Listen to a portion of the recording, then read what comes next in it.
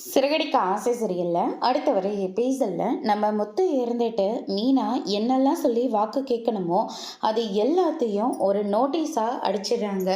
பூ வியாபாரம் பண்ணுறவங்களுக்கு என்னென்ன நல்லது செய்யணும், என்னென்ன செய்யக்கூடாது அப்படின்னு சொல்லிட்டு ஒரு பேரை எழுதி நோட்டீஸாக அடித்து எல்லாருக்கும் கொடுத்துட்ருக்காங்க. முதல்ல விஜயாவுக்கும் நம்ம அண்ணாமலைக்கும் கொடுக்கணும் அப்படின்னு சொல்லிட்டு நம்ம மீனா இருந்துட்டு கீழே விழுந்து ஆசீர்வாதம் வாங்கி அதை முதல்ல அவங்களுக்கு கொடுக்குறாங்க. விஜயா ரொம்ப பிடிவாதமாக இருக்காங்க.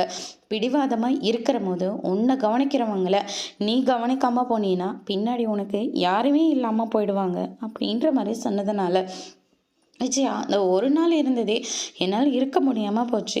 இப்போ இவர் வேறு இப்படி சாப்பிட்ற மாதிரி பேசுகிறாரேன்னு நினச்சிக்கிட்டு விஜயாவும் அதை அட்ஜஸ்ட் பண்ணிக்கிறாங்க. அதுக்கு அடுத்ததான் இந்த சைடு பார்த்திங்கன்னா நம்ம ரவி அதை படித்து பார்த்து ரொம்பவே சந்தோஷப்படுறாங்க. ரொம்பவே சூப்பராக இருக்கும் உங்களோட எல்லா பாயிண்ட்ஸும் அப்படின்ற மாதிரி சொல்லிக்கிட்டு இருக்காங்க.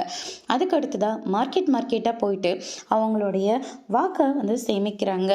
விஜயாவும் ரொம்பவே கோவத்தில் இருக்காங்க. சிந்தாமணி முத்து மீனாவுக்கு ஆப்போசிட்டாக எல்லாருக்கும் பாக்ஸில் சாப்பாடோடு எல்லாமே பண்ணிக்கிட்டு இருக்காங்க. அவங்களுக்கு என்ன தேவையோ அது எல்லாத்தையும் செஞ்சுக்கிட்டு இருக்காங்க.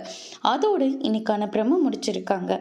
இந்த போட்டியில் நம்ம மீனா ஜெயிக்க போகிறாங்களா இல்லை சிந்தாமணி ஜெயிக்க போகிறாங்களா, என்ன மாதிரி ஒரு டெஸ்ட் வரப்போகுதுன்றதை வெயிட் பண்ணி பார்க்கலாம். தேங்க்யூ.